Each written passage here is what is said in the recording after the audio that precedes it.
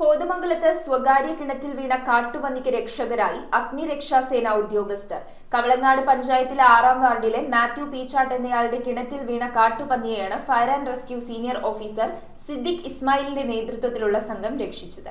കവളങ്ങാട് പഞ്ചായത്തിലെ 6-ാം വാർഡിലെ മാത്യു പീച്ചാട്ട് എന്നയാളുടെ കിണറ്റിൽ വീണ കാട്ടുപന്നിയെയാണ് കോതമംഗലം അഗ്നിരക്ഷാസേന രക്ഷിച്ചത്. 20 അടി താഴ്ചയിൽ 5 അടിയോളം വെള്ളമുള്ള കിണറ്റിലാണ് 3 വയസ്സ് പ്രായമുള്ള കാട്ടുപന്നി വീണത്.